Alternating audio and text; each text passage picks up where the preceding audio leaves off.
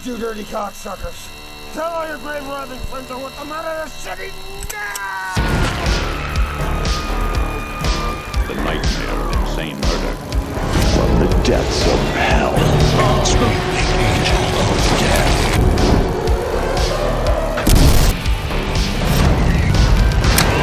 Only at the Grindhouse. Good morning, everyone, and welcome back to Grindhouse, where we drink coffee and talk about movies. I'm Leah Diana, today with my boyfriend and co-host, Shawn Tetrault. We will be winding back the reel to 1974. A depraved religious fanatic sets out to punish all the immoral women who have posed for the centerfold of a men's magazine in the Centerfold Girls. Let's get into it. Meet the Centerfold Girls.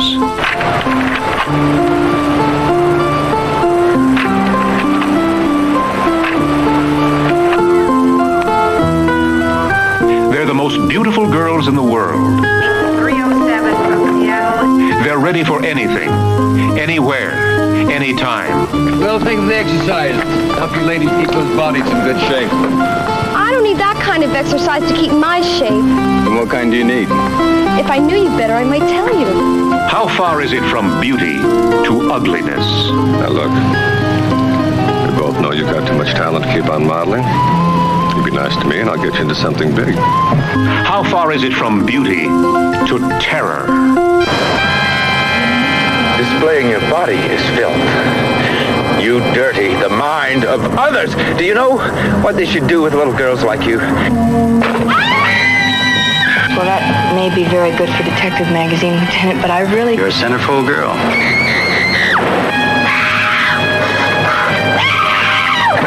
He had his choice of the most beautiful girls in the world. Which would he love? Which would he kill? You scream and I'll slit your throat. The Centerfold Girls, rated R.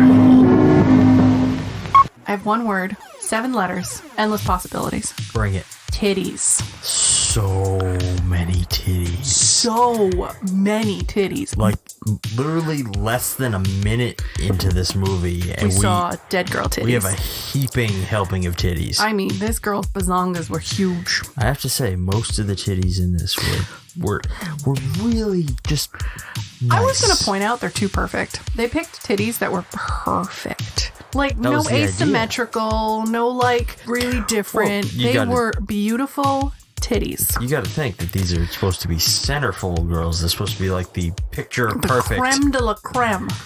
And they did not disappoint. No. Some good-looking boobs. Some good-looking broads with tits. Allow me to be crass. Hey. Yeah, it goes along with the theme of the movie. Crass, mean, and asshole, apparently. Oh my god. Everybody's a douchebag in this film. Nobody is innocent. Everybody's a dick. We're just saying that right now. Holy shit. So, right off the bat, spoilers. This is a fucking exploitation movie if I have ever seen one. This is a what, Shawn? A sexploitation. This is probably our first official one of the year. Of the year? Yes. Yes, because our first sexploitation video was Sex and Fury, obviously. Oh, yeah. But this was as sexploitation, as exploitation as you can get. For the first time, that Grindhouse website did not disappoint. No, this was like... This was definitely... Chef's kiss. Chef's kiss for the sexploitation. The rest of the film, well, why don't we start talking about it? What was your feelings of this being an anthology rather than a one cohesive film? So... Going in, we obviously didn't know anything about this. Nothing. All I knew was there was boobs. Yeah. The fact that it ended up being an anthology film was kind of interesting. Yeah. You don't see too many, especially from this era, that lay out the way this one does. I apologize. I don't know if you guys listening can hear this, but our neighbor is currently doing construction of some kind on his house, and he's just sawing pieces of wood in half in his driveway directly across from where we fucking record this. Could have been doing it at any other time. It is 4 p.m. on a Sunday. Yeah.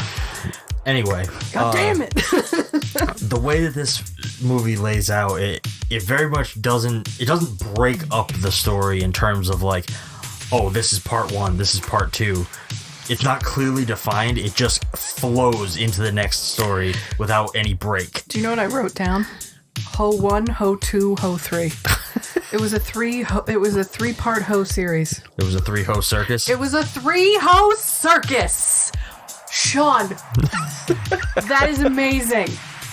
Is that the tagline? It should be. Oh, it should be. This episode is called the 3-ho circus. Sorry, everybody. Oh, God.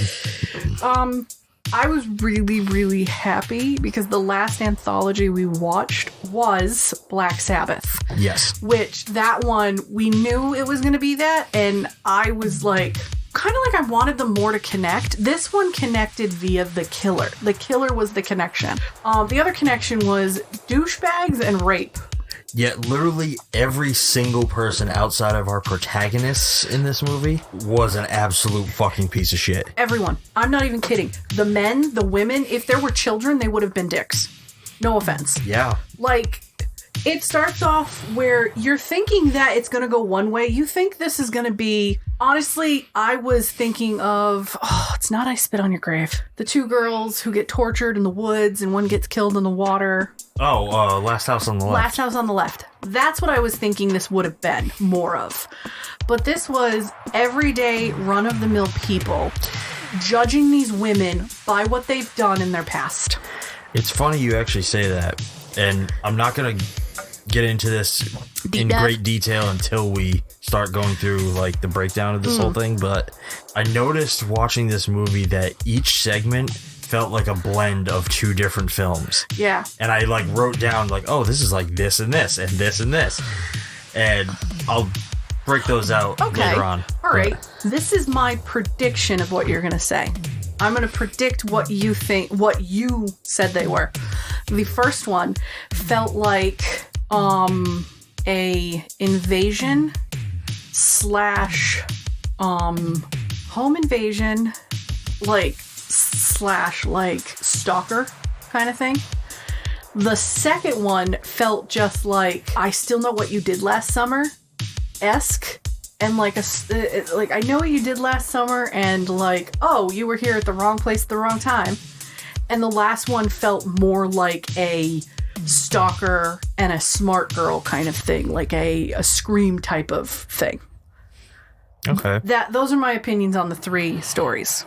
So we'll see how right I am when we start breaking it down. Because he didn't smile at all once, and that tells me I'm wrong in every respect of the way.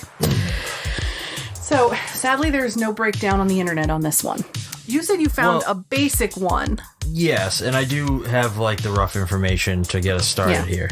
But I'm going to attempt, because I took notes the whole way through, I'm going to attempt to give my synopsis on this one. So, the only thing I want to touch upon before we do the back of the box is when you think sexploitation films, what do you think sexploitation films is for people that don't know it? That's a little tough for me to answer because I know what it is. I know what it is for. But if you're going to explain it to somebody who's like, oh, sexploitation sounds icky and gross and kind of graphic, what would you explain? It's not porn. No, but my response to that would be yes. Yes. Because it is icky, gross, and graphic most of the time. Like, a sexploitation, if I was gonna just describe what it is to somebody, it's a perverse exploitation film. Like it's extreme. It's exploitation with an emphasis on sex. But to me, and maybe this is just who I am, I did not think this was that bad. I thought this was pretty normal. But is that a sign of the times? Okay. Meaning, back then this was probably pretty graphic. Now this isn't graphic at all. Well, I think this is still a little bit beyond what your average movie would be. Like this, you go to the movies now to see a horror film. It's not going to be balls to the wall boobs. Like you almost never get that now. This is something a little bit different. Like this is kind of a basic horror movie all the way through, but they just worked in boobs wherever they possibly could have. And it didn't feel like, because of the source material or the material they were covering, it wasn't like, oh, they're just throwing boobs, throw boobs in. No, it literally was, these girls are centerfold girls. And for people that don't know what a centerfold girl is in Playboy, Penthouse, Hustler, men's magazines from the past, because they don't really exist too much now. You can see some, dirty magazines here and there, but you can get more porn on your phone on the internet now than you can then. But these were women who would, to make extra money, would be centerfold girls, would sell their bodies for money. And this was a big deal in the 70s, 80s, 90s, because nobody had, dial-up or broadband to go on and, click their mouse. Yeah. But, to me, this wasn't that wild. This was, I thought, for a sexploitation, so happy, very tame. I feel like this can get pushed even further. I mean, it definitely can get pushed further, and eventually you will see it get pushed further. But this, in terms of the sexploitation side of it, this was fairly packed in. Yeah, for the 70s, I think this is really good. So, today we watched the Centerfold Girls. And I have here the Dark Sky Films DVD, special edition. You can hear. It's a DVD. We do not have this on tape. I don't know if this is on tape. I purchased this off of Amazon. So if you'd like to go grab this, go right ahead. I don't know if it's on any streaming sites. So the tagline on the back is, "The most beautiful girls in the world. Some are for loving, some are for killing." It's an interesting. Had one still from the scene, which that was the most uncomfortable I felt, was the first story. It just felt very uncomfortable. It wasn't bad. It was just like, okay.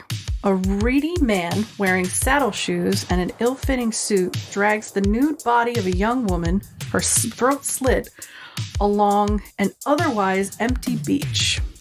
Soon, a number of other beautiful women turn up dead, their throats also cut open. Nurses, students, stewardesses. What's the common theme? They were centerfold models for a popular men's magazine, prey to a bloodthirsty psychopath with a straight razor. Framed by an unusual 3-story arc and jam-packed with delectable nudity. Delectable? That's a word. And grim violence. The Centerfold Girls is an exploitation masterpiece, a depraved hell ride through the scuzzy 70s grindhouse circuit where sleazy and mean-spiritedness prevails. Ah, okay, all right. Starring Timothy Boyling, the Candy Snatchers, Aldo Ray, psychotic killer, Ray Dalton, The Rise and Fall of Legs Diamond. Why are you looking at me like that? I feel like this is just a list of must-sees. Yes, it is. I already took so many pictures of other ones got recommended. Francie York, The Doll Squad. Jennifer Ashley, Inseminoid. And Jamie Lee Bower, Days of Our Lives. And Andrew Prime, Simon, and King of the Witches. So Andrew Prime was our running killer. Jamie Lynn Bower was the first girl. Tiffany Boyling was the third girl. And Jennifer Ashley was the second girl. Sadly, Jennifer Ashley has no other credits on IMDb or Wikipedia. I'm sorry, on Wikipedia. I didn't check IMDb. So I'm not sure. Andrew Prime plays the seriously demented Clement Dune. So every time he gave his name to these girls, he gave the correct name. He said his name was Clement every time. Yeah. Which, one of those girls got away. You guys are fucked. The Centerfold Girls has been transferred and restored from its original 16mm camera negatives. So throughout this film, I noticed, and I pointed out to Shawn, that certain shots at the very top it was scratch. It was like perma scratch. And it was cool for this transfer because it looks like they tried to clean it up as much as possible. But unfortunately, when you're transferring a lot of these movies that were Grindhouse are not really popular to DVD, you're not going to have the best quality ones. They're going to look for the best quality that they have available. But I think it would be really cool if at some point somebody finds a theater somewhere in the US and there's just a bunch of these bullshit movies sitting around. How cool would that be? Yeah. They're in good condition. The rest of it is just... This one is beautifully grainy, beautifully dusty. It's actually, for a DVD, this is a good really transfer. Good transfer. Yes. I will say where there were moments where it was dark and it was day to night. Like you pointed out, it made sense because it could have been an early morning, day to night, so it wasn't as harsh. The second one is filmed on an island, so there's a lot of sunlight there. So if they're trying to film, they may have not been able to get enough equipment onto the island for lighting. Yeah. So day for night looks like it had to have been done. The other two stories look like they were able to light at night. So it might have been a choice of just, well, we're filming on an island and we can't bring thousands of dollars of lighting equipment. Let's see. Everything else on the back of the box is just general information shit.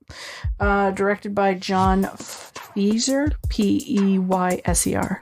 Pfizer? I think it's Peyser. Music in this was pretty cool.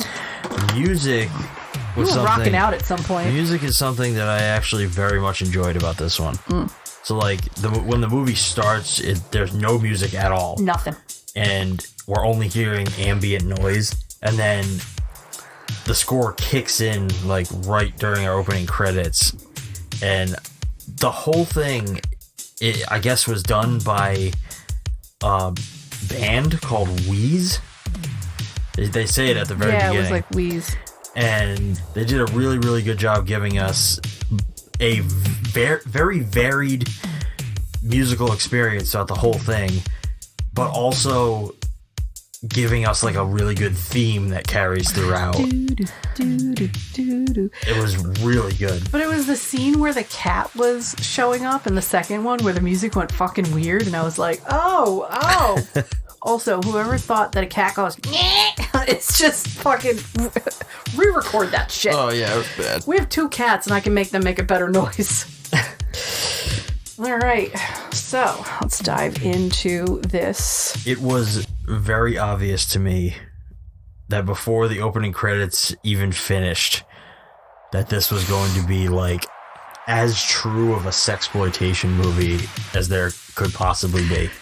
I knew when the opening scene was a woman dead with her throat slit with her tits hanging out in panties and a button up that looked like the buttons were ripped off.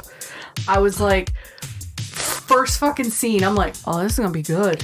See, what did it for me was it opens with that, but then literally the next thing it cuts to is our first protagonist taking off her shirt. Yep. I was like, oh yes, this is what this is gonna be. In the first 10 minutes, there's 2 or 3 sets of tits. Oh yeah, it's insane. And I mean, so much so that I'm like, what fucking year is this? The 70s. They did not wear bras. That's right. This was still after following the free love movement and burn your bras, yeah, that thing. As a woman, I know nothing about that, so that's pretty bad.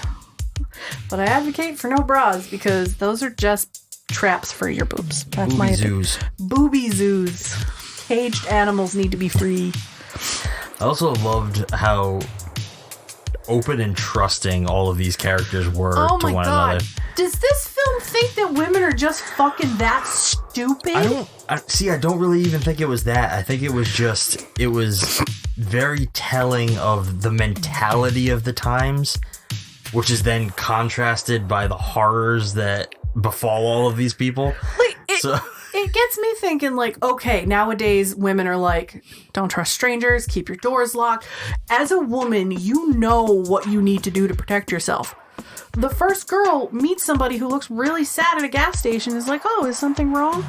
Oh, my boyfriend's late, I need to meet my friends. Okay, let's you know, I can give you a ride. No offense, but I don't know you. Like, coming from that girl, from Linda.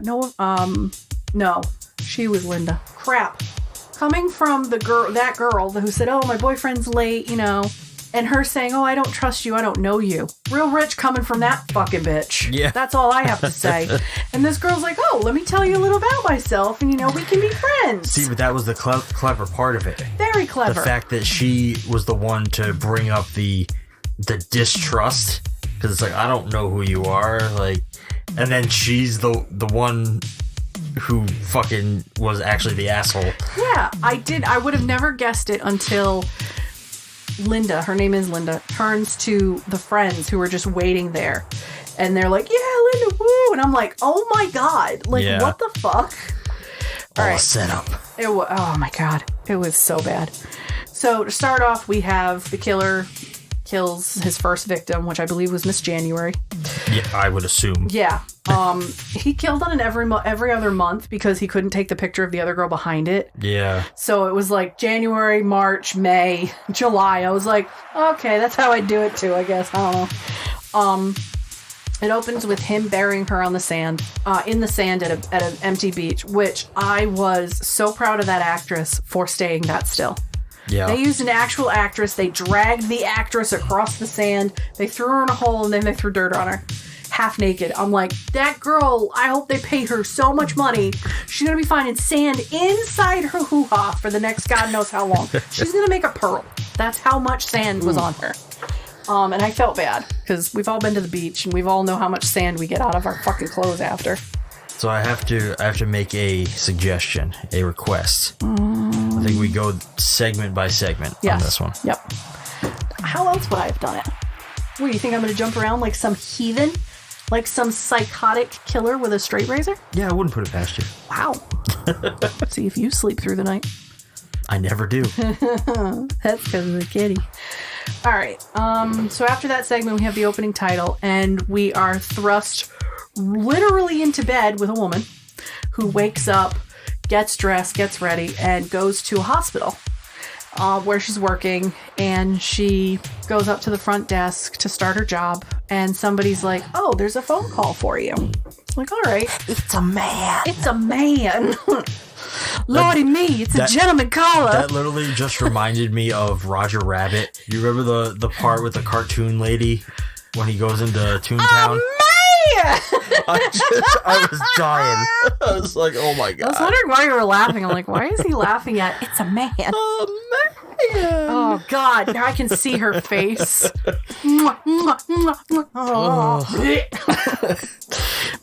She answers the phone, and he was the guy on the other line's like, oh, I want to help you. You're unclean. You know what? How exactly did you put it? Do you know that you soil the minds of people? And oh my God, the shit he was saying on the phone. Yeah, I was like, damn. Girl hangs up. His one reoccurring line is always, I want to help you. I want to help. All I want to do is help you. You make minds unclean. What are you doing, stalking and killing half-naked women? Cleansing. Cleansing what? Yourself because you're having filthy thoughts? Just wrap your hand around your dick and get it over with.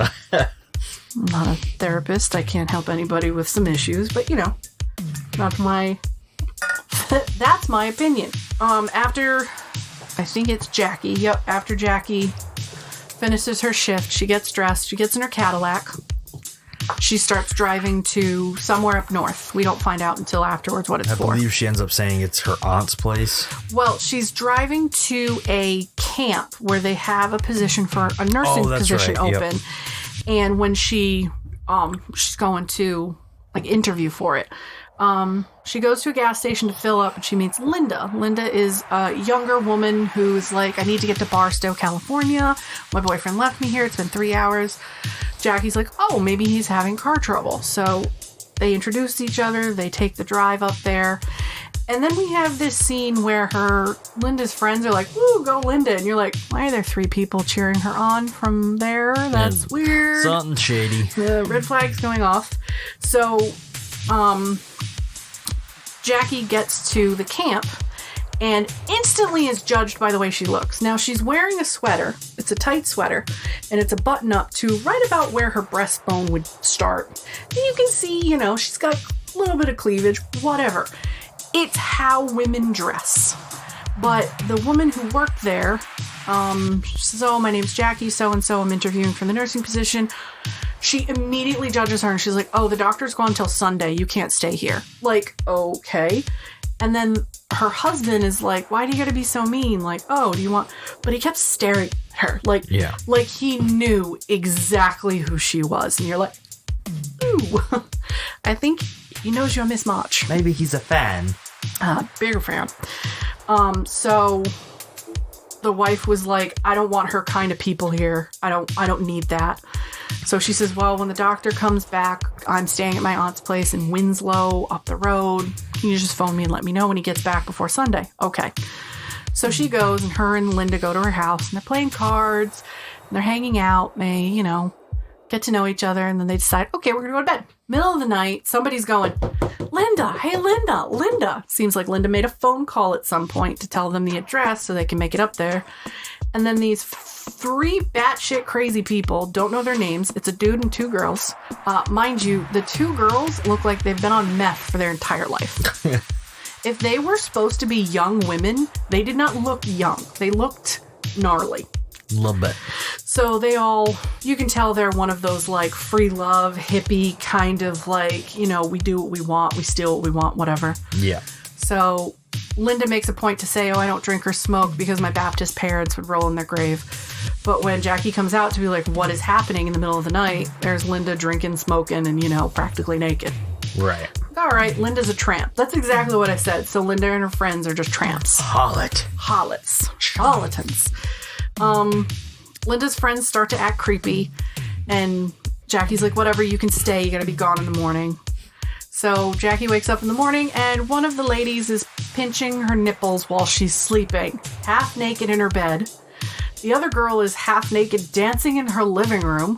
Jackie's coming out screaming, get out of my house. I didn't invite you guys. You need to leave. Thus ensues them rubbing makeup all over her face, telling her how pretty she is, getting her stone drunk by forcing her to drink, and then the dude tries to rape her and steals her keys. So she finds it out, runs literally as hard as she can in a robe and no clothes and slippers on, because they conveniently said, why don't you put your cute little slippers on and model them for us? And I was like, is she gonna run? Is that the only reason why they gave her slippers? So she runs to the camp, and the husband's like, oh my God, are you all right? Are you okay? Is anything? We'll call the police. The wife is still like, I want her gone. I don't want her here. You need to get rid of her. She was like, they tried to rape me. They tried to drug me. Like, seriously, help me. And the girl seems like she's a decent human being. Like, she helped Linda out. She said, sure, you guys can stay for the night. That's fine. We gotta go on in the morning. She's trying to get a respectable job. Like, she's not a, red district fucking woman that you have to put on blast because she did something wrong. No, it's like she probably did that because she was down on her luck or something. She was young. She's probably trying to pay for college. She's a nurse. I don't know how much that would have cost to go to nursing school back then. I mean, she made a point to say, my family has money, but I don't. I'm just using this. This is their place kind of thing. So she ends up staying the night at the motel. And the husband's like, fine, I'll get her out of here. The wife's like, no, she's a troublemaker. You need to get that type of people out of here. We don't need them. So the husband brings her back to the house. The house is secluded on a cliff top. Mind you, this house was gorgeous. I think you said it a couple times, like, oof. It was very nice. Those windows came in real handy. But those windows are very nice. The husband brings her back. And he's like, oh, I know what kind of person you are, blah, blah, blah. And he wanted her to put up a fight while he tries to rape her. And she didn't. She's so beaten at this point. She's like, just do whatever you want to me. I don't care. He's like, it's not fun if you don't fight back. That line right there infuriated me. Yeah. Because that is the mentality of some people. It is. It's not fun if you don't fight. I'm sorry, why do you want... Why? That's just it. The general word is why. Today's word is why. Like, this poor girl, she was the one I felt the most bad for. Because she was just trying to be a normal human, and she got this. So the husband tries to rape her. And she doesn't put up a fight, so he's like, you're pathetic, I'm leaving. So he leaves. And here comes Clement.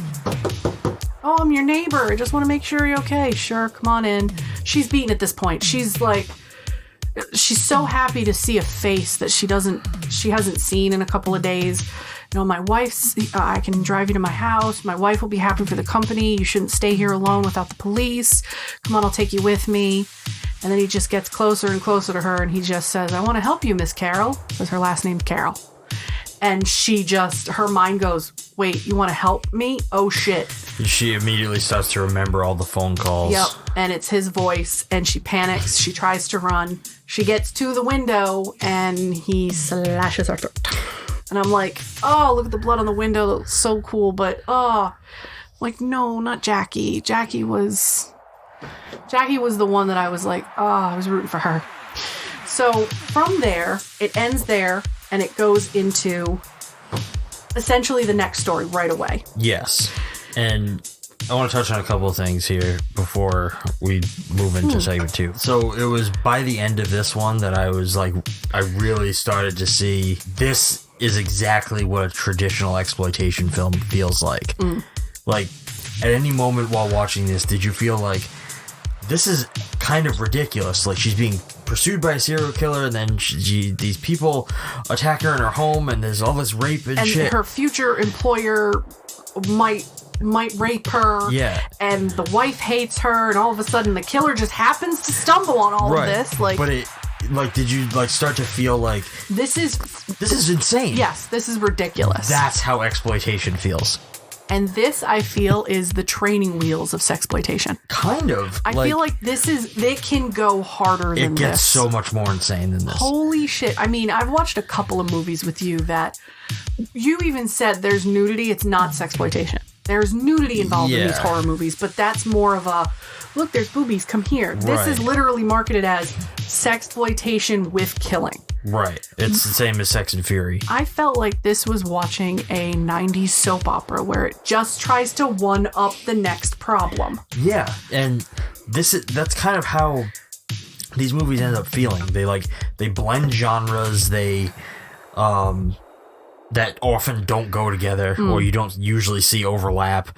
They have so many events transpire one after the other that somehow coincidentally coincide, and the same character gets put through insanely different things all at once. Yeah. And somehow it's all woven into one story. That's basically the crux of exploitation. That's how these movies go.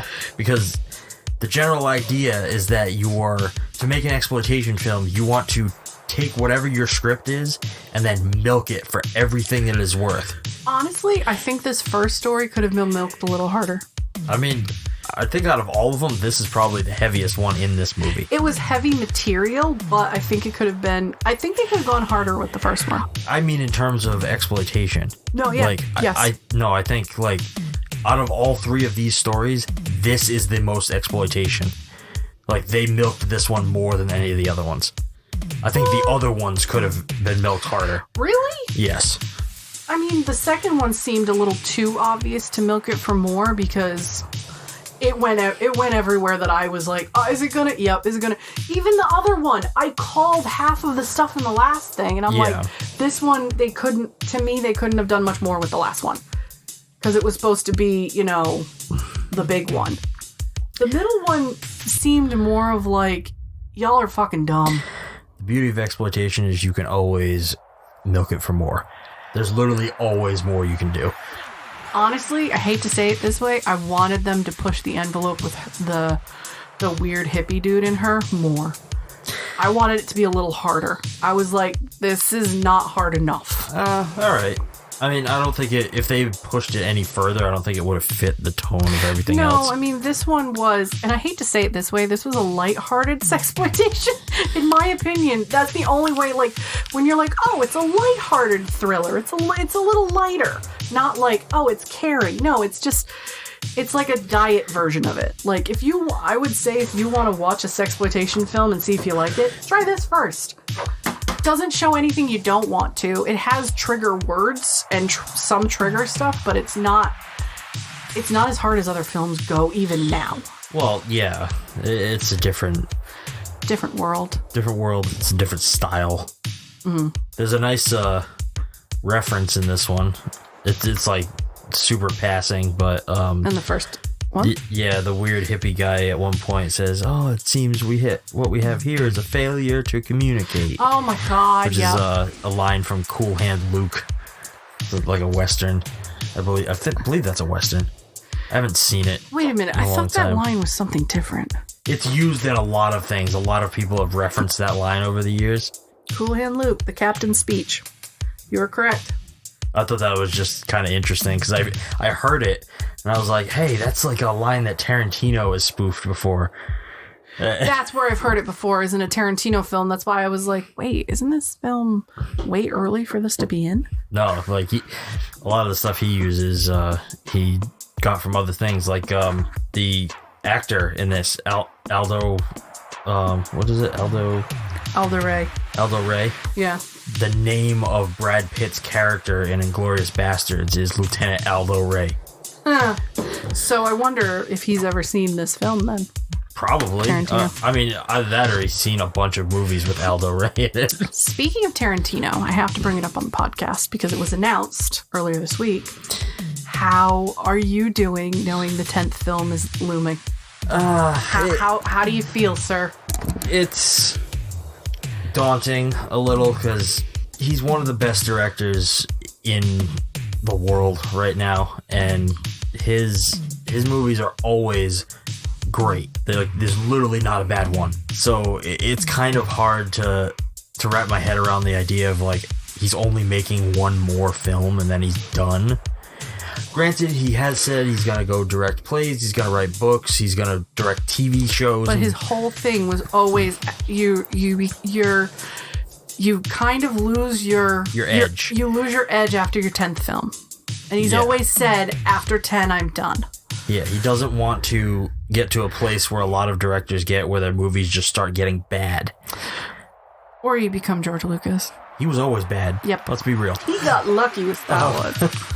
I don't know. I think he's making the wisest choice that any director ever has.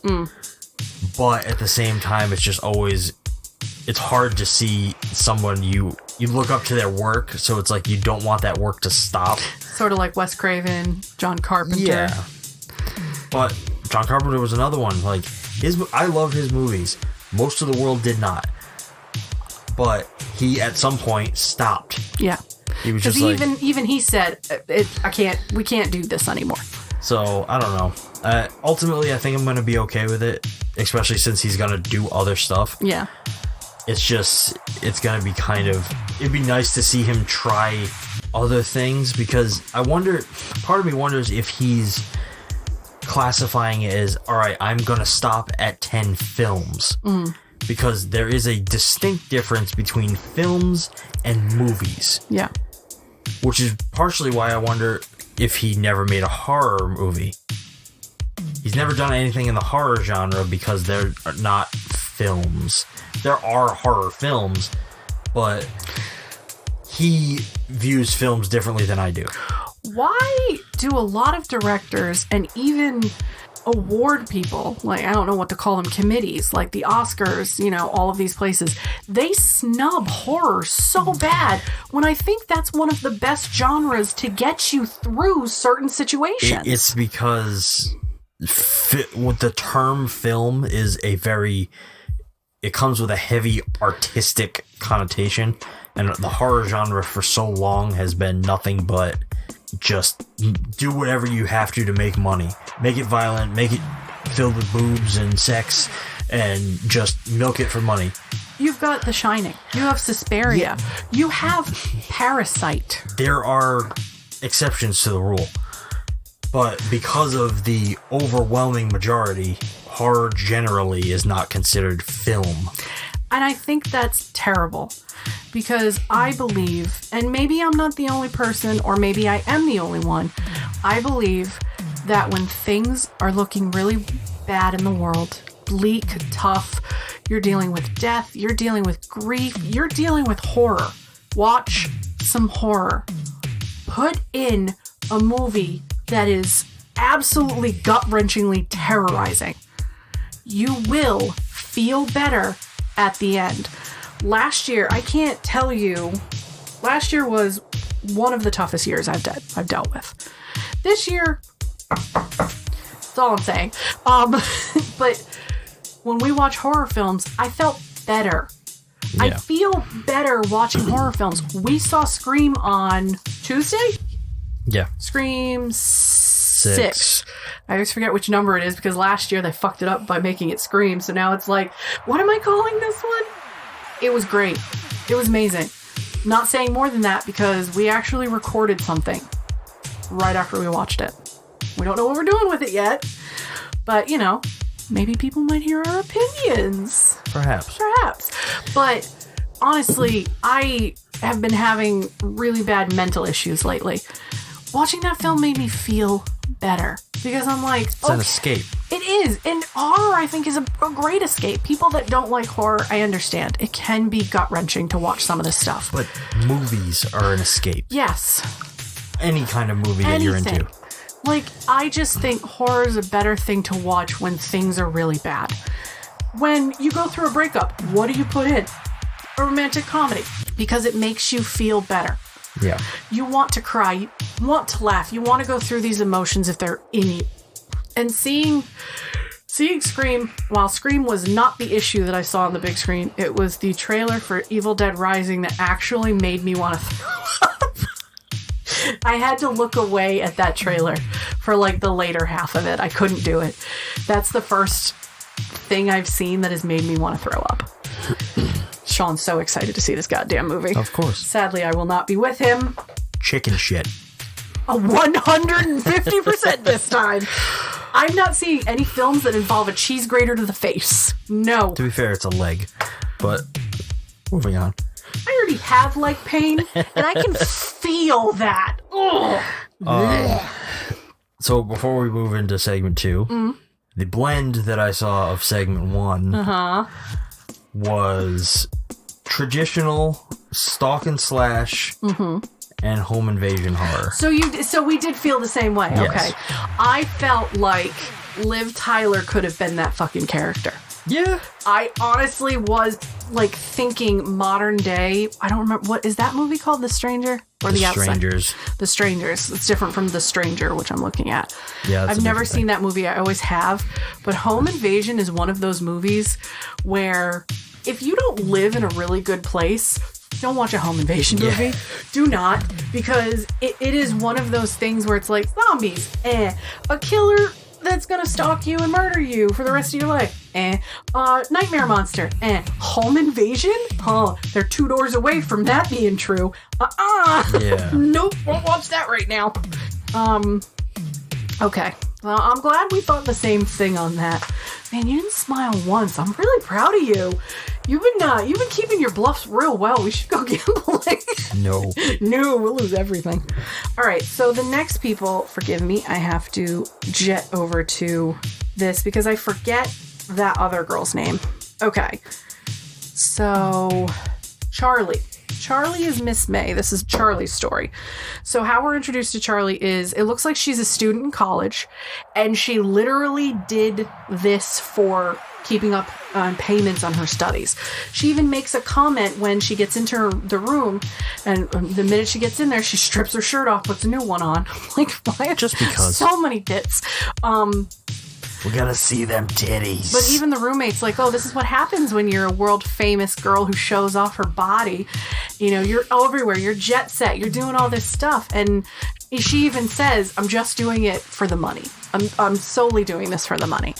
So she packs her bags, and during her doing this, the roommate picks the phone up, and of course, it's Clement on the phone making all these blah, blah, blah, blah, blah, and the girl goes, I don't have time for this bullshit. She hangs up. I'm like, good girl. So she grabs her suitcase. Bear Last runs to a dock where she's getting on a boat with, let me pull up the rest of the names. Perry, who I believe he's the director the coordinator of it. Melissa, who the biggest bitch of this whole fucking thing. She literally seems like she's the one who's wrangling the girls. The caretaker, who was this old gentleman with the boat who basically cares for the house. Nobody lives there all the time, but they rent it out. Sandy, who had the best hair of everybody. It was a mix between the Brady Bunch remake with Jan with the little curls on the side of her face and like the wispy blonde with like a red dress. And I'm like, oh my God, look at this 1970s. Just she was cut out of a magazine. Just here you are. She was perfect. Not bad boobs either. Gloria, who I believe was the curly-haired redhead. Sam was the photographer. So all these people get on the boat with the caretaker and they go. And the dude, Clement, is stalking them. Literally makes it there and he's just waiting in his car. Does nobody see the creepy guy just standing by his car half the time? Literally all he's doing is standing by his car. Nowadays, you'd see that and be like, what are you doing here? Why are you being creepy? Back then, nobody thought anything of it. Like, damn. Like, time really did make us all paranoid for the right reasons. Yeah. Now I see why women carry tasers and fucking stun guns and mace, because this is the shit that would happen to some women. Holy crap. I'll stay in my little apartment, thank you very much. And I'm never going to a big city. Anywhere in California, they're all crazy. So they get to the island and the caretaker says, I couldn't get the generator to work. You have no electricity. There's plenty of candles. And that Melissa woman is just like, you couldn't fucking do one thing. And he's like, what the fuck? Like, he literally lashes out at her. I fucking got you here, didn't I? I got you here. I got everything set. There's one thing I couldn't do. And he literally looks at, like, screams at her. And she's like, oh, you're good for nothing. He's like, I'll be here at 3 o'clock on Sunday. If you're not here, I'm fucking leaving your ass here. I was like, good. What a bitch. Hated her the whole way through. They get in the house. They get their assigned rooms. She plans out the schedule. And literally, I think it was Perry who mentioned, like, once she said the schedule, he's like, wow, no room to breathe, I guess, huh? Yeah, we immediately get the little bit of a backstory here that, like, her and Perry have this conflicting relationship. Like, there was something in the past where, like, they may have been an item and one of them fucked the other one over. I think so. When Gloria was explaining to Sandy what was with them, because the next scene is Gloria and Sandy in Gloria's room, and Gloria was like, oh yeah, Perry's got very important friends and can do anything for you, because at dinner, Melissa pretty much looked at Perry and called him a pimp. That's all he does is pimp girls out. Well, because he's a coordinator. He finds the girls for these shoots or for movies or whatever. So he's not a traditional, hey, you know, like, oh, I'm wearing a fur coat kind of pimp. He's a modern day pimp. He finds beautiful girls, sets them up with these jobs, you know, and he makes it worth their while if they do something for him. Yeah. So Gloria tells Sandy all this stuff. And Gloria, being the dumb blonde, because that's all she was a dumb blonde, hook, line, and sinker accepts it, goes to Perry's room. And I believe Gloria explained it to Sandy that Melissa and one of the girls were in a relationship or had a relationship, and he stole her away from Melissa. Okay. Because she said, if you were a big, broad, butch woman, what would you do if he stole your lady? And that's when Sandy laughed and went, oh. So I think it was a subtle nod that she was a lesbian, really liked this girl, kind of hit it off, and Perry ended up taking her, getting her more positions, more jobs, and she left her. Yeah. So now Melissa feels jilted that Perry is like, well, I just find the beautiful girls, nothing I can do about it. So the next scene is Sandy goes and fucks Perry for money and power. He says, I just want 20% off the top. You can have everything else, but you got to do something for me. And she automatically jumps on his dick. Of course. I was like, oh, look, there's more boobs. And I was just like, oh, this poor blonde girl. So after Sandy sleeps with Perry, she's getting ready to go back to, you know, her room, and she hears a noise, and she's like, oh, what was that? She sees somebody walk out the front door. She's like, oh, Sam, is that you? Follow Sam. Hey, Sam. And she goes to the cliffside, and it's a beautiful image. It's the cliffside and the wind, and it must have been really nice to be standing there. But she started to get cold because they made it a point to zoom in on her nipples being very hard and her shaking, and I'm like, really, guys? You're doing day for night. We can't see her nipples. Milk it for everything it's just worth. Milk them titties. Like, everything. So, she's enjoying it, and then she sees somebody in the bushes, and she's like, oh, Sam? Wait, who are you? Right on the neck. And we assume, oh, okay, he hides her body. Great. So Sandy's not at the photo shoot in the morning, and Melissa's being a bitch, being like, well, Charlie, you do your solos, and then Gloria, you go relax, and we'll try to figure out where the hell Sandy is, blah, blah, blah, blah, blah, and all this shit. And of course, Perry and fucking Melissa have another fight. And then Perry goes and propositions the other girl. Yep, and she's like, nope, I enjoy what I'm doing. I just want to be a model. I don't need your... He's like, oh, well, Sandy came to me. She's like, oh, I know. I saw her leave your room. I know what was up. Did you talk to her about me? Yup. So obviously Gloria was like trying to test her. Yeah. Like to see if she'd take the bait. Oh, she took it. So then Gloria's like, all right, well, I'm going to go take a walk. Bye-bye. I don't want to deal with you, Perry. So she goes to walk to the edge of the cliff, is enjoying the same breeze and sunshine that Sandy was, or moonlight, and looks down, and there's Sandy's body on the rocks, just splayed out, naked for everybody to see. Everybody freaks out. They go back to where they were taking the pictures. The two girls are obviously shaken, Charlie and Gloria. And Melissa goes, chop, chop, take the pictures, let's go. And she says my favorite fucking line, so I'm not going to repeat it till later, but she is a heartless bitch. She wanted them to continue. She's like, nope, keep going. Like, well, we're stuck here anyway. Yeah, Get the Perry job was done. like, can you give them a rest? No, that's not what I'm paying them for. I was like, oh my God, I want this bitch to get stabbed so bad. So then we go on to take the pictures. We go to at night. Everybody's in their own rooms. And I don't 100% remember how it happens. The guy sneaks back in. Yeah, so he sneaks back into the house, and the girl... Gloria. The main girl of this segment. Charlie, yep.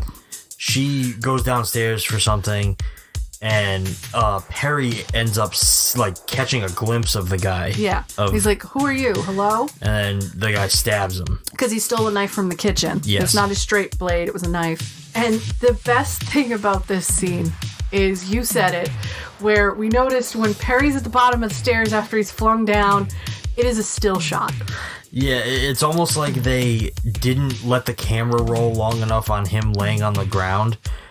So he like falls down the stairs, and they cut back to him at the bottom of the stairs a couple times, and it's literally like the last frame of the shot that they just froze. Yeah. And usually in films, newer films, you cannot tell, but it's the fact there was this one squiggle that was moving when he's falling, and all of a sudden the squiggle's dead stopped in the middle of the frame. I'm like, oh God. You can also tell because of the film grain. Yes, the grain. The grain's not moving. It's not harsh anymore. Yeah, when you're watching a movie play out, or an older movie, the grain is almost unnoticeable most of the time. This was like, why does it look like there's pepper all over this fucking scene? It's because when you freeze it, the grain becomes prominent. Yeah. Like you could see it. Oh, it was so funny. So then you've got everybody freaking out. He's dead. So now Sam tells the three women, Melissa, Charlie, and Gloria, go in your rooms, lock the door. Do not move until I give you a signal. He's like, I've got a gun in my room. I'm going to go investigate, clear everything, make sure I find this person. So he goes and he does that. And the girls lock themselves in their rooms. Sam goes outside to kind of investigate, and Clement goes back in the house. And Charlie, for some reason, leaves her room again. They hear a scream. Okay, yep, they hear Melissa scream, and Charlie and Gloria go to check on Melissa, and Melissa is dead in the shower. Never cheered in my head harder. I was like, that bitch deserves that. I wish we could have gotten to see her. Oh my God, I wanted to see the struggle, but you also notice Melissa's boobs were covered. Yep. So we were not allowed to see Melissa naked. No. So that was probably the actress. They were like, well, you're going to get the boring death, so good luck. If she would have allowed herself to be shown, that death in that shower would have been better. Oh, probably. Oh my God. Seeing a Psycho-esque type of scene in that, because there was blood all over the place. Yeah. Which means she probably fought back a little bit, which fucking Great, she died. So the girls are all freaked out, calling for Sam. Sam comes running back in the house, and he's like, stay here, don't move. They're like, we're staying here, we're not moving. And he was like, well, go to your rooms, I'm going to go back out and see if I can find anything. So the girls are literally sitting, there's no electricity, it is dark, there's only a candle with them, on the stairs. And Sam goes back out, and Gloria says, we're going to freeze to death on these stairs. And that's when Charlie says, stay here, do not move. I'm going to go get a blanket and come right back. Because Sam gives her the gun so that she can protect themselves. Like, okay, that sounds fine. Sam goes outside and immediately gets cornered by the killer. He slashes his throat, throws him in the pool. Basically, Sam's done. So both girls are now alone in the house. I'm trying to remember how Gloria gets killed. She, something scares her. And she runs. Cat. Yeah, and she runs up the stairs to find Charlie, and Charlie thinks it's the killer coming for her, and she shoots her. Charlie shoots her in the heart, like literally in the heart. And that felt heartbreaking because it looked like Charlie was absolutely terrified, and Gloria was more or less not shocked she got shot, but it was like, she was more or less shocked. Oh, you're not the killer. Good. Yeah. That's what it said to me on her face. Like, she looked relieved. Like, oh, my friend shot me, not the killer. Like, I was like, no, I liked them. So now Charlie is freaking out. She is all alone, and Clement literally chases her pretty much through the house and kills her. And at the end, you've got the detective and the caretaker like, I don't know how anybody got here. So Clement snuck onto the dock, stole the caretaker's little dinghy, got to the island, killed everybody, and brought it back before daybreak, tied it back up, and left. Yes. So the caretaker was like, my boat's not missing. Nothing's missing. Like, I don't know how somebody could have got on the island. Clement was smart. It seems like the killer's the only smart one in this whole fucking thing. Of course. And then you notice that Charlie's missing a shoe. You didn't really see him take the first girl's shoe. All you saw is the guy had a tennis shoe. Yeah, he had it afterwards. And he put it away with all the other shoes. This time, Charlie's shoe was gone. She had one shoe on, one shoe off, and you're like, oh, that motherfucker. So it pretty much is like, oh, this guy's got an MO. Like, now we know, we're connecting them all. They all are connected through being pinup girls or poster girls, he says. And the caretaker's like, who would have done this? This is brutal. Like, these are 5 people that are dead within hours. Cut to the next scene. So what did you think about this one? Well, my first thought was Charlie could fucking scream. Mm-hmm. That bitch had a set of lungs. Let me tell you. Imagine her in bed. I'm getting Giggity? Poor Shawn. I give him those questions and he's like, I don't understand. No, that she's got a set of pipes on her. Yeah, like her screaming towards the end of this is like Jamie Lee level of screaming. Terror. I have heard that type of scream 3 times in my life. Like, in person. I was doing Manhunt when I was a kid one time. And I forget where we were, but it was in the woods. I must have been like 8 or 9 years old. And one of the girls in the neighborhood tripped on a rock and fell and hit her face on another rock. And smashed like her jawbone or something. And the scream that came out of her was fucking deafening. The second time I heard it was me. So back in 2002, there was a huge snowstorm coming. So my father said to me and my brother Ian, I need you guys to, I'm telling a story. He told myself and my brother Ian to go outside and gather the firewood because we're going to need it in case we lose power, because we had a fireplace in the basement. Like, all right, we're going to do that.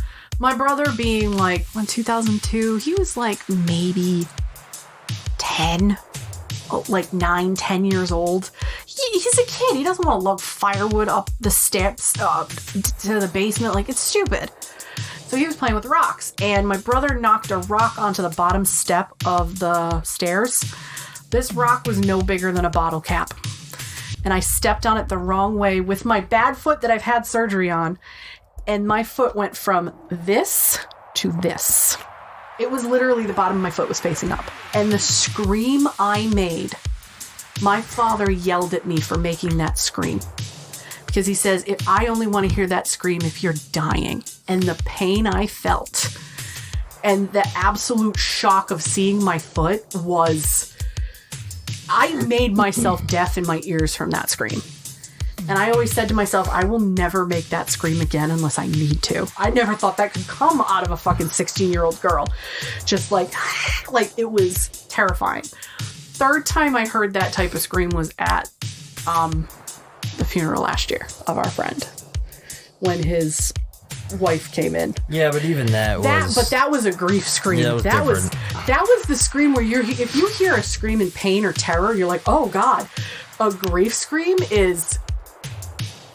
You lose all your breath and you're like, I never want to fucking hear that. I will take horror, thriller, anything.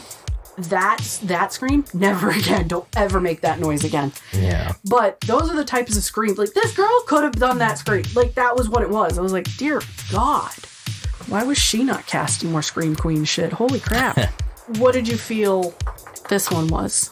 My thoughts on this one were, it was like a cross between like an Agatha Christie and Then There Were None. Okay. And a Black Christmas. Okay, I didn't think of Black Christmas. Most of it based on so you had the characters isolated on an island, yep, getting picked off one by one. That's where I was thinking. I still know what you did last summer. Yeah, that's similar premise. And Black Christmas based on the setting and especially there was the scene where he went into the bitchy lady's room and he was uncovering her while she slept. And, oh yeah. It's not you. I'm gonna cover you back up. I was like, oh my God, that is violation at its worst. Yeah. Ooh. So we were kind of on the same wavelength, just different films. Yes. Black Christmas, I wouldn't have thought of that one. That is a good one. Yeah. All right, the third story, we're introduced to Miss July, or Miss Vera Porter. Now, Vera seems like the most level-headed of them all. She is a stewardess for what I believe is Southwestern Airlines. Holy crap, the outfits they had to wear. Oh, man. Oh, my God. Fucking sexist as hell. She arrives back in town. She goes back to her apartment, which looks like it was a motel at one point, but it's an apartment building. And she has 24 yellow roses that Clement requested to send to her because he got her address. So when she gets there, she's like, Patsy, who's her friend, did you put the flowers in my room? Yeah, they were delivered to you. Was there any card? No card, just delivered to you. She's like, okay. She gets in, phones rings. Of course, it's Clement going, they're beautiful, aren't they? And she's like, who's this? And he's like, I just want to help you.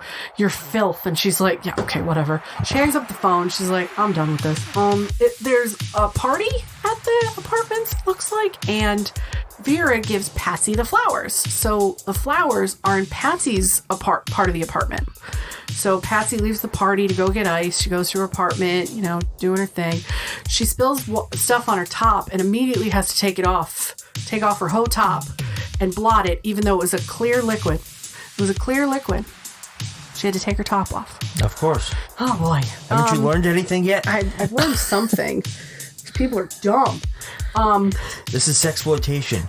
Titties are the currency of the realm. Next, I want some vajayjays in this. I'm very disappointed. I saw bomb, no vajayjay. Oh God. No vajayjay. I want vagoover next time. You want vajayjay?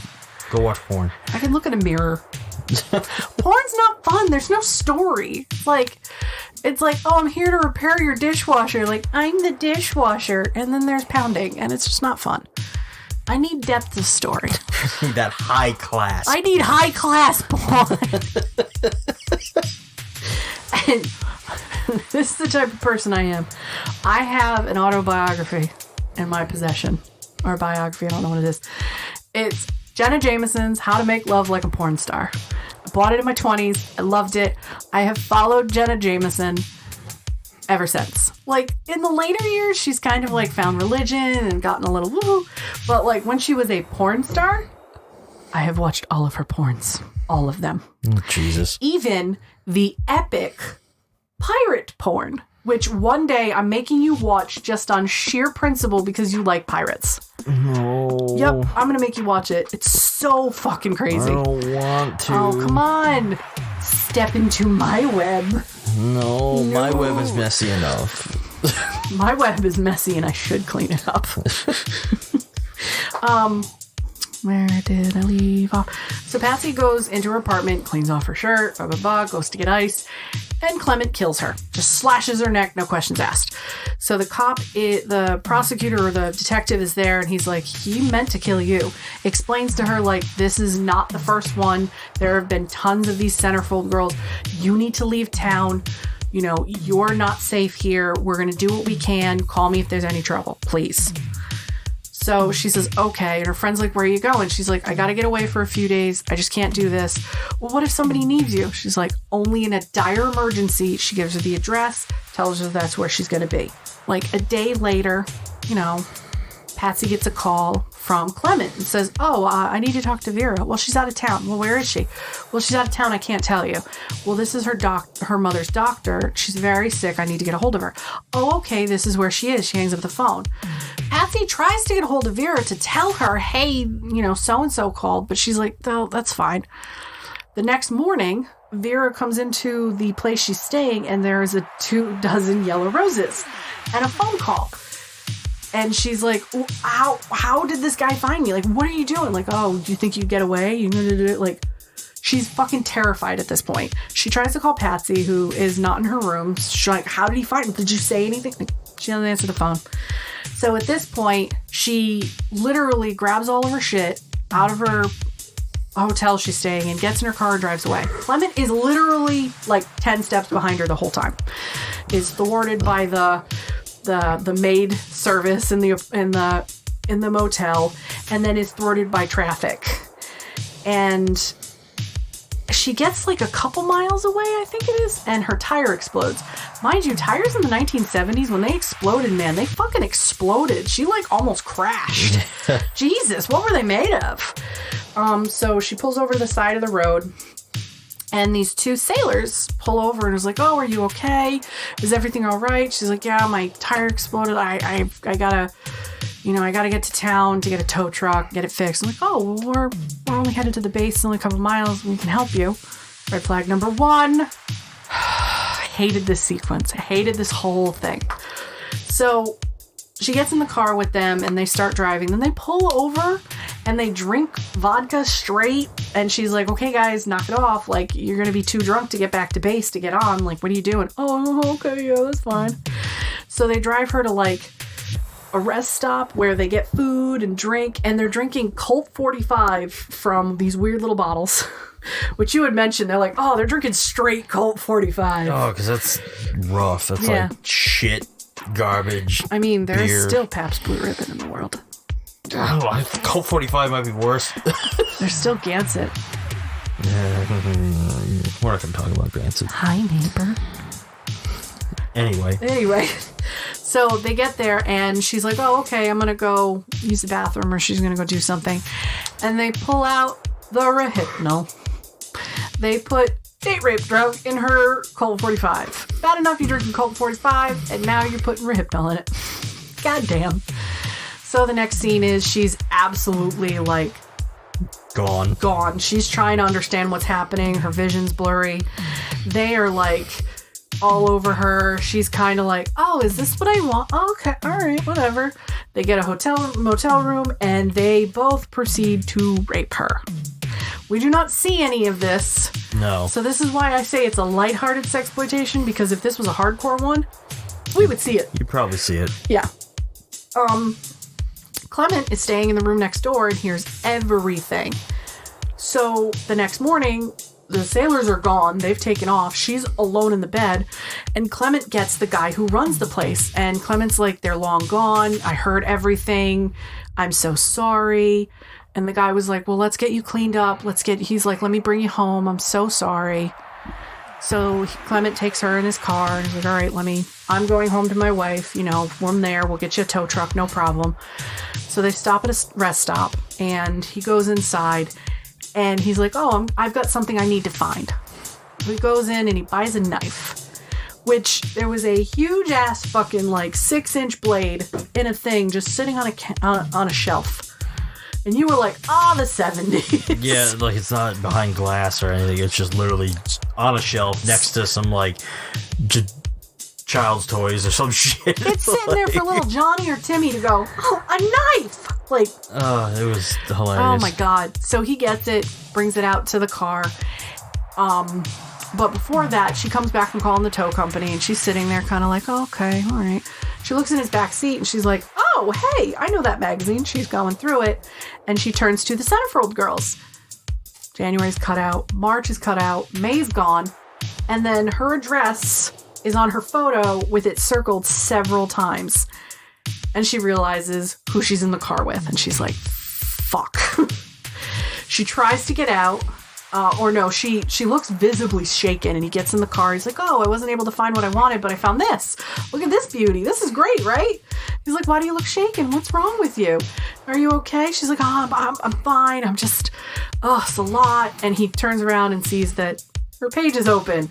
Instantly grabs a knife, says, if you fucking scream, I'll slit your throat. And at this point, all the life has left this girl's eyes. But at one point he's like, now slide close to me, because, it was one of those no center console kind of like, what do they call them? Bench seats? Bench seats, yeah. Oh my God. I remember owning a car with a bench seat and no seat belts. Let me tell you. Whee! The way I used to drive when I was in my 20s, it was a ride. I don't drive like that anymore. Our friend Andy does, and I will kill him if I ever drive with him again.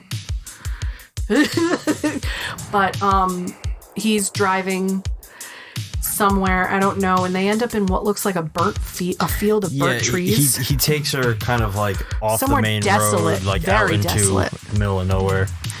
And he gets out, and he's enjoying the chase. She gets out. He's like, okay, let's play a little cat and mouse. This is fine. But the mouse is smart. She grabs a weapon. She tries to go after him. Then she grabs a rock and gets right at his glasses. So he can't fucking see. He's kind of, at this point, with a handicap. Like, oh, he's shit. blinded.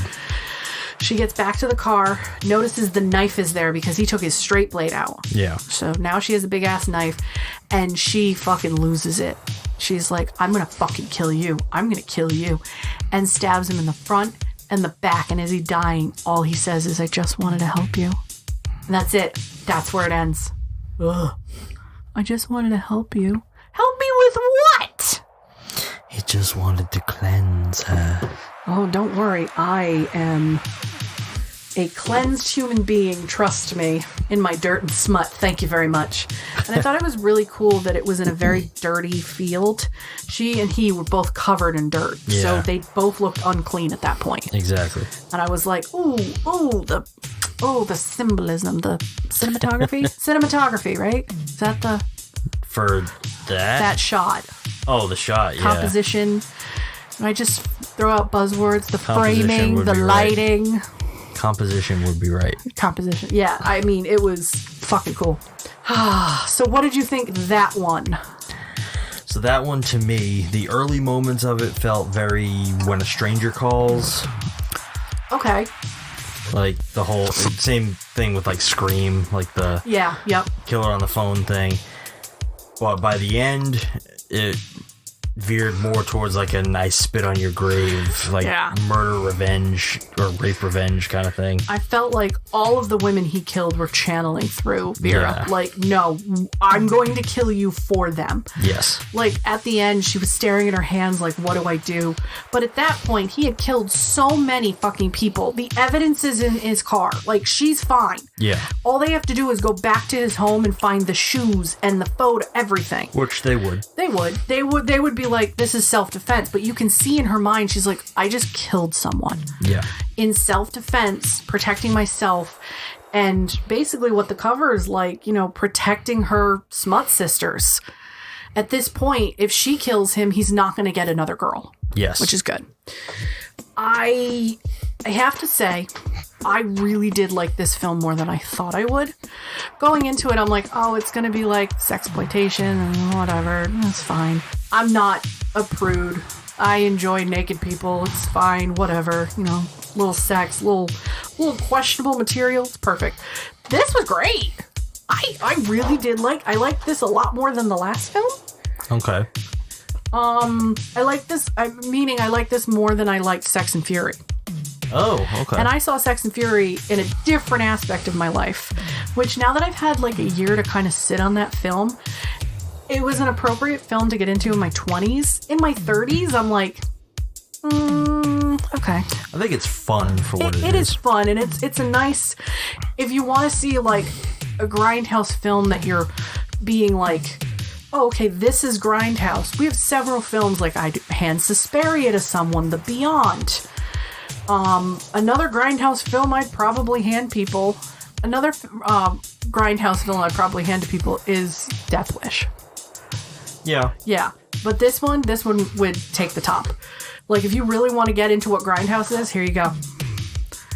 Like, what people think when they think Grindhouse, that grungy, grimy, this is it. This is perfect. Yeah, this one was really good. Like, I like this one a lot.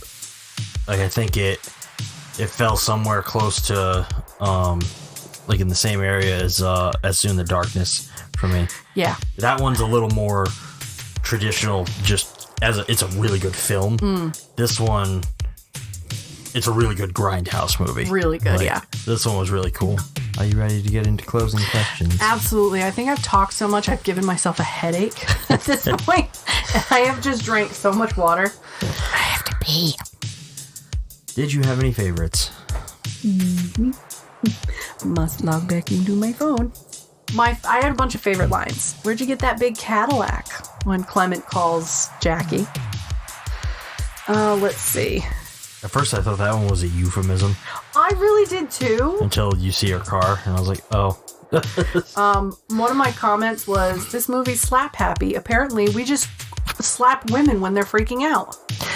So I actually made a note on that one too, because that happens at the end of the second segment after the guy falls down the stairs. Yeah. Because it's not a slap.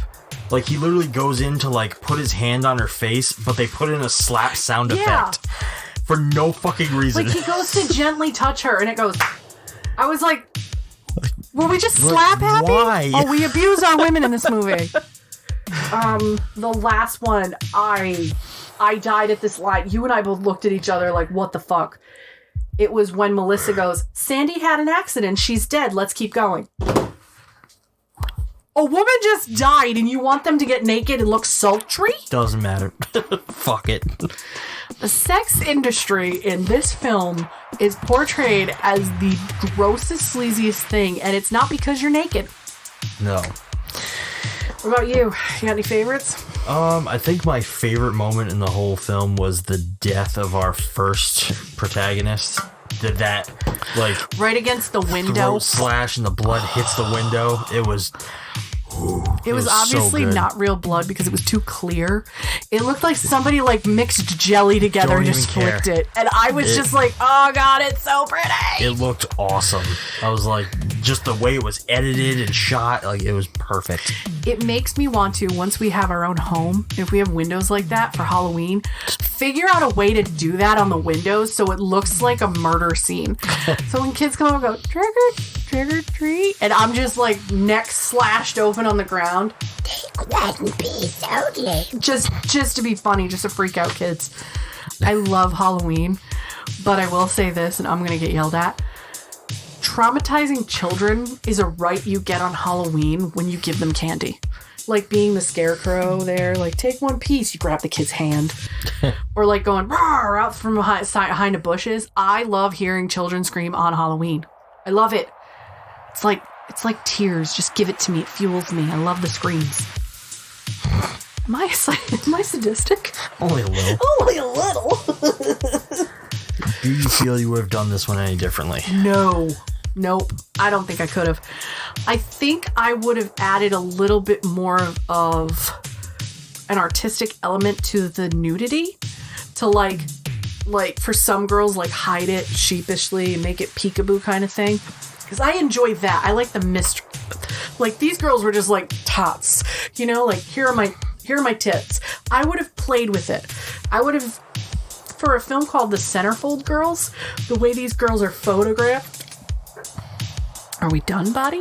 The way these girls are photographed, I would have done a little more like sultry kind of peekaboo mystery. But other than that, it's a good film. It's a great film. I agree. And do we need to answer this one? We're skipping over our last question. Sexploitation! This is full on sexploitation, exploitation. God damn it. At least I'm not doing the horn. So on that note, do you have anything else you would like to say about the Centerfold Girls? I'm really glad about this one. I'm happy. I am really excited to put this in the sexploitation catalog, and I think this is number 3 or 4 for that genre. Yes, it's going to make a good addition to our collection. The archive, which now we have put books away, so we can put more tapes and films in the archive. It's ever growing, ever expanding. If you weigh this apartment, all the weight would be on this side with all the fucking movies. All right, so that's going to bring our discussion on the Centerfold Girls to an end, but don't go anywhere just yet. Please stay tuned for the coming attractions.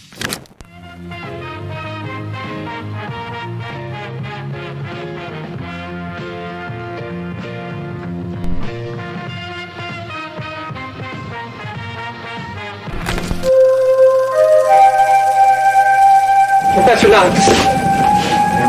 Did you read this? What is it? Just a dream, I guess. I'll give it a look. Thanks. I've got to go.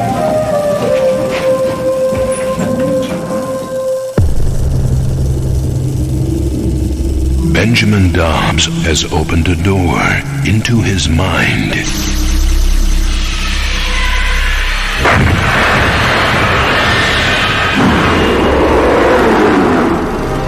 Has anything even remotely like your dream ever happened to you in real life?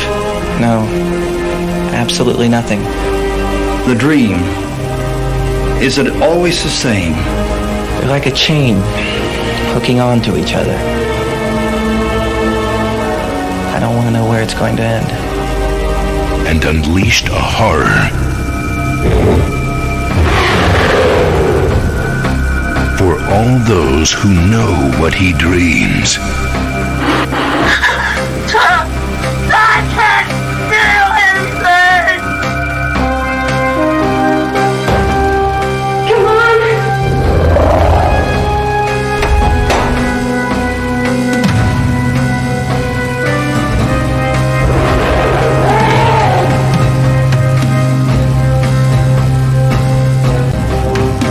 It's not just a dream anymore.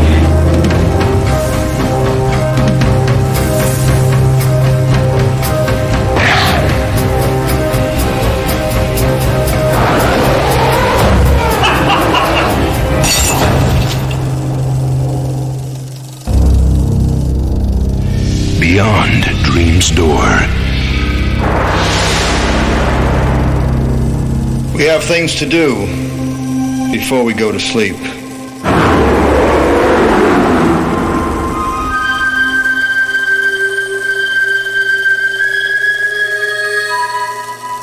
Honey, what's the fucking movie we're watching next? We are going to check out Beyond Dream's Door, which is a movie I have not seen.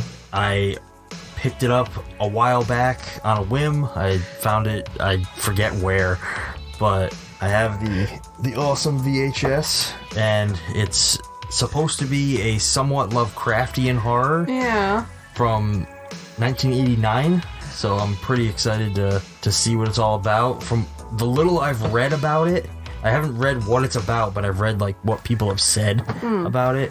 And a lot of people just say it's like it's just like a great little supernatural, like psychological horror. It looks kind of almost like Hellraiser-esque from the photos. Yeah, like, so this VHS doesn't have a lot of information. You get that photo from the front. That is very different from the photos that are online. And this one tiny picture on the back. Like, so I have no idea what to expect from it. Like, I'm pretty excited. that's the photo on Shudder. That's from the Blu-ray release that they did. That's the other one on Shudder. Oh, I've never seen that before. That one, like, what? I'm pretty excited. I think it might be right up both of our alleys. Okay, I'm excited. I'm personally a huge cosmic horror fan. Oh, yeah. And I'm very excited to see what kind of influences bleed into this one. Just based on what I'm seeing here, it could be pretty interesting. Now here's my question. Shudder or tape? That's a good question. We could either watch it in really good quality or VHS quality. I think we should watch it in good quality. We can. Yeah. We'll decide. We'll figure it out. We'll figure it out for next week. But that's going to bring this episode to an end. If you want to keep up on everything that we're doing, follow us on Facebook and Instagram at Grindhouse Podcast. We're on Twitter at GrindhouseCast. You can find us on Discord, where you can chat with Leah about this week's film or any of the films that we previously covered. Or you can suggest us some movies, maybe give us an idea of what you'd like to listen to us talk about. All the links for everything are going to be down in the show notes. Listen to us first thing every Monday morning and give us a rating on Spotify, Apple Podcasts, Google Podcasts, Stitcher, or wherever you get your morning fix. If you like what we're doing and you want to support this show, you can subscribe to us over on Patreon or directly through Acast, where you can get yourself access to ad-free listening or unlock some fun, exclusive bonus content that we will eventually find time to put more of up there. Yes. We've only done a couple so far because life sucks. So eventually we'll get some more up there. Life sucks, then you make a podcast. Yeah. Until next week, I'm Shawn. And I'm Leah. Thanks for listening, and keep watching.